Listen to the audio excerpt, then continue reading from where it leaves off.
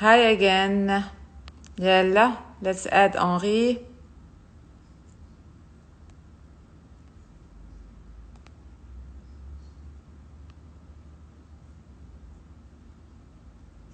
Hope you are all enjoying the live session with Henri.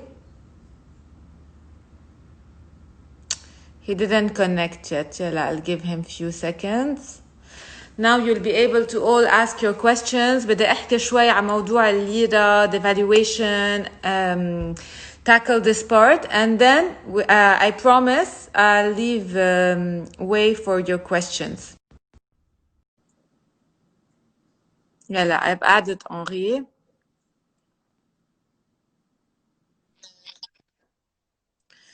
Hello again. Hi, I'm waiting for people to connect a bit. that's So, fine. one, we're going to discuss it, Henry, now the Lebanese lira, because everyone, has a lot of concerns on that front. Every day we wake up, new pricing. So we're going to talk in a bit for more people, so no one loses us. Since you've worked on the government plan, because you joined the government since the beginning of the year, the government's plan estimates that the exchange rate to be around 4,200 by 2024. Is that number still realistic today when we see that the black market rate is around 10,000 a week? Look, obviously, there's unfortunately what the government plan was finished at the end of April. So we are 2.5 months after that, and a lot of variables have changed. I mean, the situation over the last 2.5 months are crazily different than it was. So there's a lot of parameters that need to be rethought. There's a lot of things that need to be discussed again. Now, the Lebanese pound being an example of that, I don't think it changes a lot the nature of the framework, but it changes maybe some of the numbers. And how do you tackle that? Let's go back. What was the idea behind defaulting on the debt? The idea behind defaulting is that the reserve were already at a very low level, okay?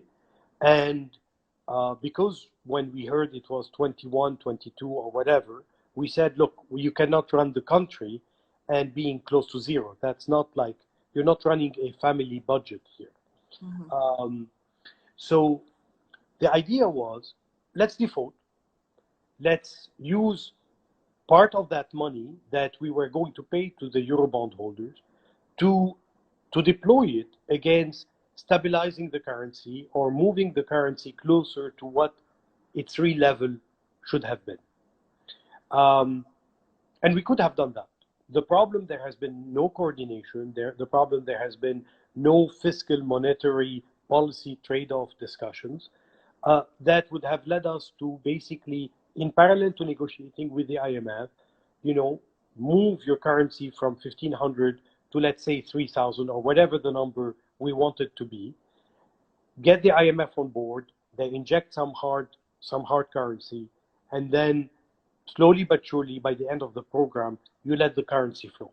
That should have been, in a utopian world, that's what you would have done. That would have been the textbook case of doing it. Obviously, today, the currency is unanchored. Don't ask me what will the rate be. There's no ceiling to the rate. There's no ceiling whatsoever. It can stop at 9,000. It can stop at 10. It can stop at 15. It can stop at 20. I don't know, and no one knows.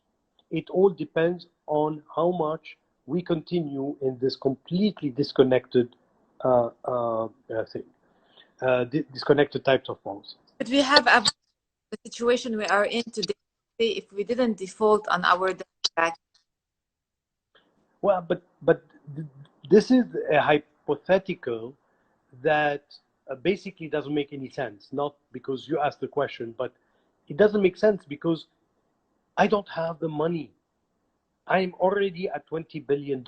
I cannot run by just paying debt holders when I'm bankrupt, I do not have that money, so I cannot pay you. It's as simple as that.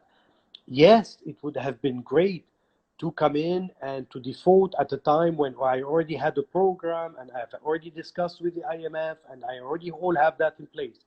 But I don't. And this is the card that got dealt with us, which is to say, here comes a new government. I don't know when they come into play, in end of January or early February, and you had a decision to be made on March 5th. But some lawyers say we could have asked for a grace period. That is not true according to the legal advice we got, and there was a 30-day type of grace period, which, as you know, would have never helped us here or there. Anyway, it would have been the same thing.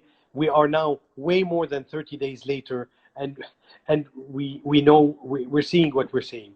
So I don't think the decision of default is not, I mean, in my mind, I mean, that's my opinion, is not to be debated at all. I think that was the right decision. I believed in it before that. I don't think we should have paid back in November 2019, by the way. And we ended up paying $2.5 billion. I would have much preferred to have $2.5 billion more today than rather paying the Eurobond holders. But anyway, that's a moot question. Okay. I want to go back to the exchange rate. We talk about the price that we've seen last week. We've seen an exchange rate hovering, the lira hovering at around $10,000. And then we saw it go back down dramatically to 6,700 or 6,000 and 7,000. So do you think there is some manipulation in the market? How come it's changing like this from a week to another? We're seeing a huge jump. Look, well, today it's at more than 8,000. It's today now back at more than 8,000. So it jumped back today up.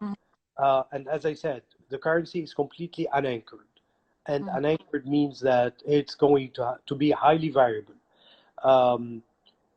If you look at, I mean, if you were to tell me, forget about everything that's happening, look at Lebanon, what is the fundamental rate of Lebanon if we were in a normal economy? Should it be 8,000? I would say probably not. You tell me, should it be 5,000? I would say it's closer to reality. But the reality is what? Today you are in the middle of a crisis. The black market is priced by that marginal dollar. So today people want to get that extra dollar. Where can they get it from? They can't get it from the banks. They can't get it from the central bank. So they have to go to what is called the black market, which, by the way, is the true value of the market. So anyone who took an economic class knows that the marginal price is the real price. That's the equilibrium price. So today, yes, any transaction that were to happen today, if I want to do a transaction, so if someone comes to me today and say, you know, you have $1,000 in your pocket, here's the equivalent of 8,000 Lebanese pounds, I would say no, thank you, because I know that tomorrow morning it will be 8,500. So why should I give them to him today? I'll give them tomorrow. So I will hold off to those dollars as long as I can. And when I really need to do that trade, I will do that trade.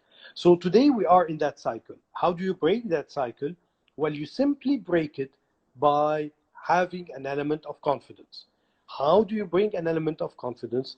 Thus, this is why we were discussing the IMF program. Cedre money, international support group, additional budgetary support, investors coming into putting money in the economy. No one would put a single dollar without the IMF. The IMF is not just money and reforms, it's a seal of approval. Not a single country, from Saudi Arabia all the way to Canada, is going to put a penny in this country, and they shouldn't, by the way, without having a seal of approval of the IMF. Why? Because this is an international organization that basically will give you credibility that the country has the right program and the country has the right controls in order to be able to, quote unquote, guarantee or safeguard the investment that you're making in the country. So to sum it up, you're just saying that today we really need that, because the IMF would unlock as any other aid, whether or other donors country like Arab countries from which we get support. And IMF, basically, just to recap also, the IMF is basically asking us to do reforms, to start with the electricity reform, capital control, unified exchange rate, for audit, recapitalize the banking sector, and have a revised 2020 budget, right? Yes, I mean, everything you said is right. I see a question that is very very interesting. So I just want to answer that also, about Argentina. My point is, my view, anyways, is that the IMF is the right program to have, and there's no alternative to that plan. There's no alternative whatsoever, period. And we said it very clearly in the government plan. Other people may have different ideas. Please let them come forward and share those ideas. I'll be happy to look at them, to discuss them, to even go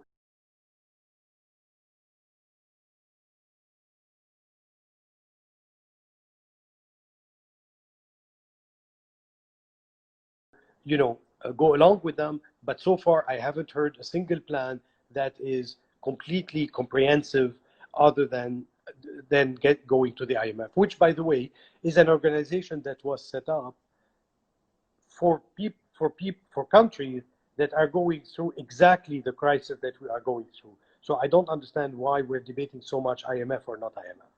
Now, there is a guy that asked, there's a person on. I'm going to take all the questions. Yeah. Go ahead. No, which guy? What was the question? About Argentina.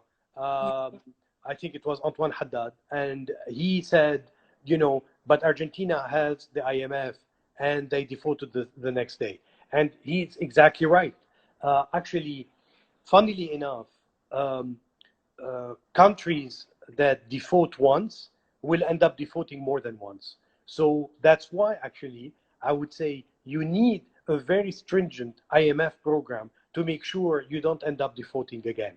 And you need an IMF program that is very honest, very transparent, because at the end of the day, the IMF also is an organization made of people, and there are programs, and there are discussions, and there are negotiations.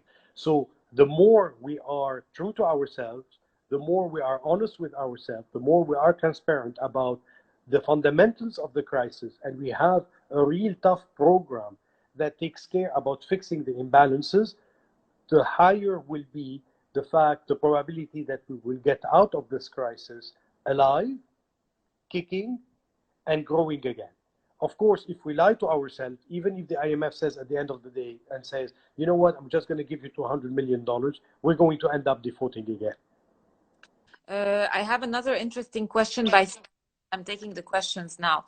What about the gold? Are they under mortgage?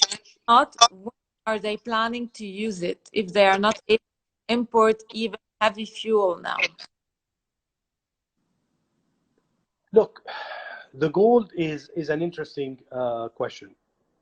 I think if there is one thing that is good in this country, is that so far the gold cannot be sold, and it needs a law to be sold. And I'm going to tell you why. Do you really trust the guys we have in power, parliament, cabinet, whatever mix you want? You want to entrust them with the proceeds from the gold? Really? I mean, do you know what will happen the moment that you give them those $5-10 billion that you're going to get out of the gold proceeds? No, I'm sorry. If we were in Switzerland and we have the right governance, would you say, what would you do with the gold? I would say, yes, maybe I would consider it, because it's a source of liquidity. Today, we have a number of problems. The gold is supposed to be a guarantee for the money in circulation. And the money in circulation keeps on jumping up and up and up. We used to be at 6 trillion Lebanese pounds before the revolution, and we are now at roughly 19 something trillion. So at that pace, I think we need all the gold we can get in order to be as a guarantee against the money in circulation. Second, again, I'm not sure that the gold is like your grandmother's jewel, right? So that's the that's the last thing you want to touch. I mean, it's very easy to say I'm going to sell the gold, but we have a number of other alternatives. Third, well, let's not forget that we have defaulted on debt, and the moment we're going to say, okay, guys, we just figured out we have $15 billion of gold we're going to sell. Guess what the Eurobond holders are going to do? They would stand in line and say, great idea, thank you very much, give me my share out of that gold. So it's not an easy proposition. I personally think that there are a number of other avenues to go through before we start even thinking about the gold. Some people are saying that there was some manipulation on the exchange rate. They wanted for the expat to come because they knew they were coming back. So the rate went down for the expat to be able to sell their dollars so they profit off. You think we're being manipulated? Well, of course there is manipulation in the market. There's no doubt about it. When the currency goes from 9,000 all the way down to 6,000 and back to 8,000, of course there's a manipulation. But again, for the country to be, for the people to be manipulated, also people need to think, people need to take responsibility. You know, you see the rate going down, obviously that fast. Look, obviously there's some funny business going on.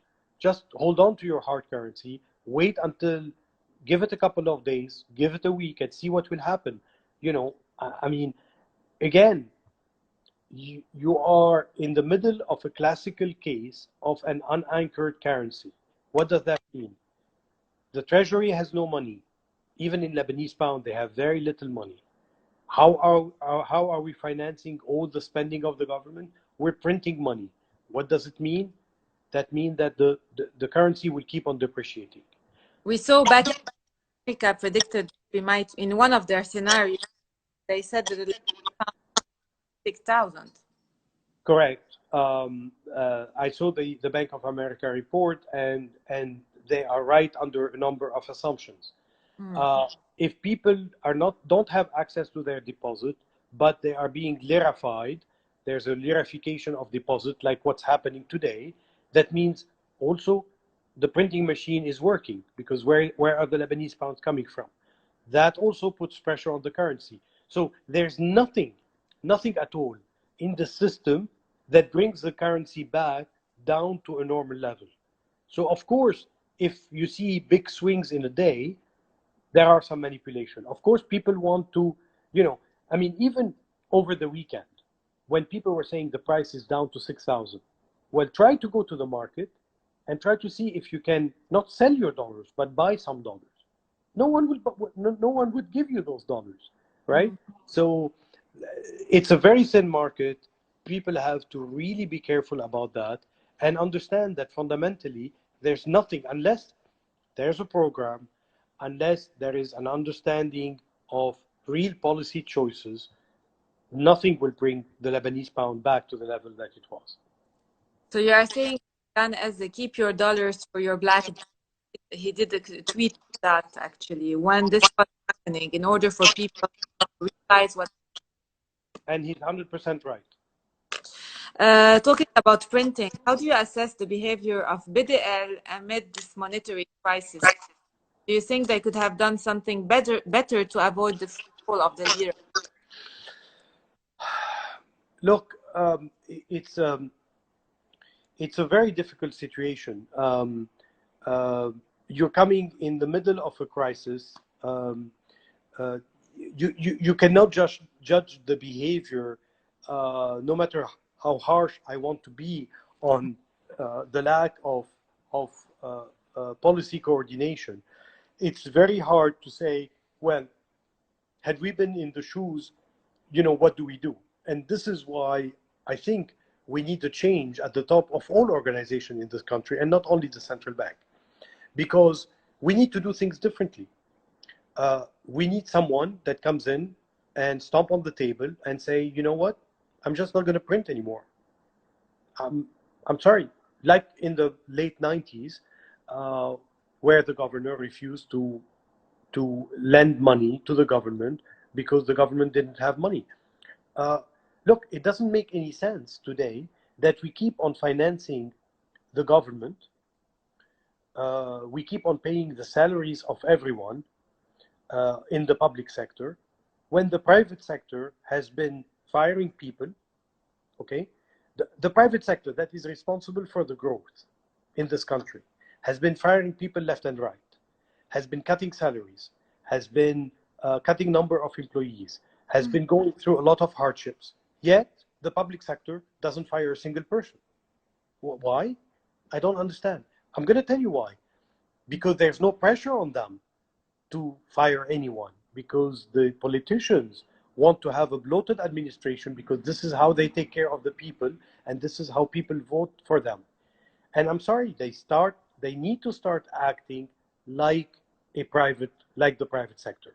Without them acting like the private sector, nothing will change. So if you keep on financing an administration that is dead, an administration that is corrupt, an administration that is really stale, what do you expect to happen? Nothing will change. How can it change? What can be done for it to change?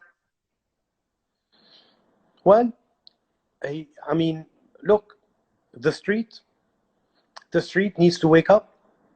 The dollar was at 10,000 and they didn't wake up. What are they for? Look, at the end of the day, you live in a democracy, right? So if the people are happy with the situation, what can I do?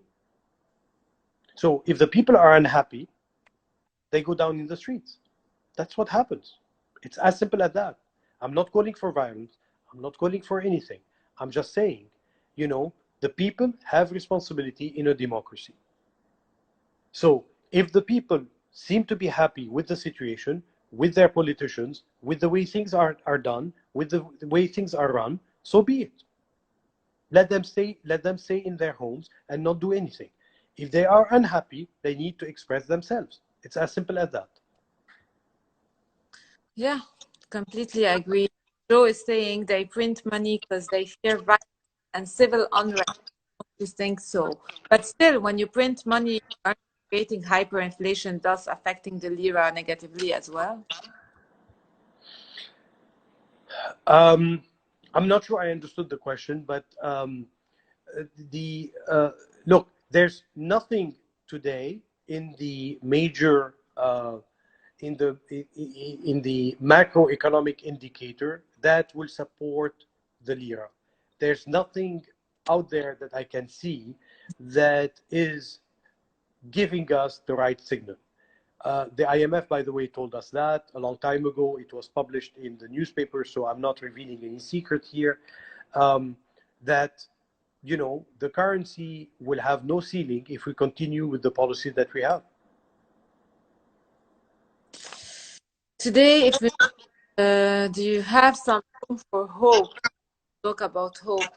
Despite the horrible situation the country is going through, do you think that your resignation, as well as the resignation of Alain, did it give the government a sense of urgency, or do you think that since your resignation, nothing has changed? They are still going through the. Well, look, first, I don't think at the end of the day we are, or I am, or we are, Alain and I, that important to cause a shock to the system. Of course, that is the hope. That is the hope that by seeing independent people, people who really want to fix the country, shaking the system so that something good will happen out of it. The hope is still there. Things still can be fixed. Tomorrow morning, people can wake up, go to the IMF and say, we agree with the diagnostic. not that the government has put together, not that Lazar has confirmed, not that a lot of financial experts have talked about, but the one that the IMF is discussing, and say, look, you're right. And by the way, we really want to fix things.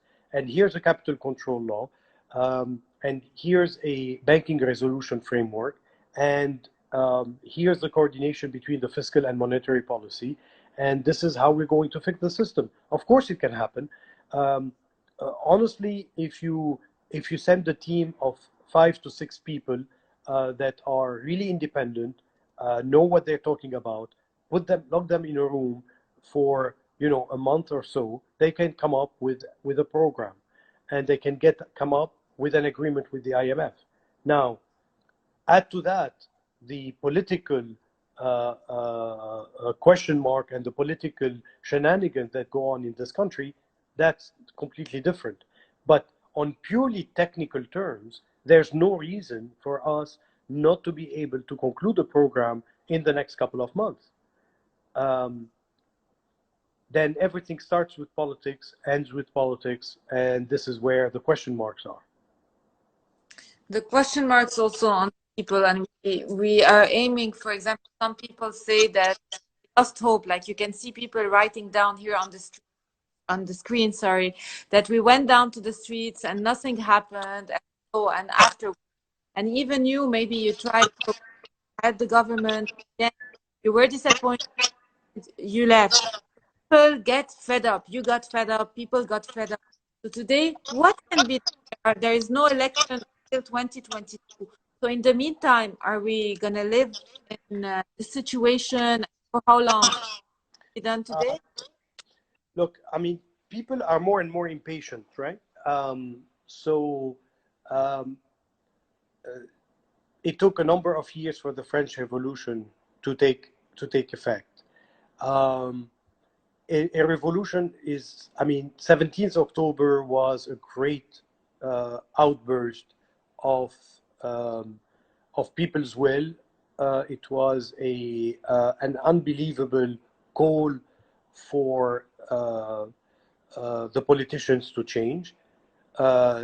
Unfortunately, or fortunately, I don't know, but in my mind, this is not how you change a regime.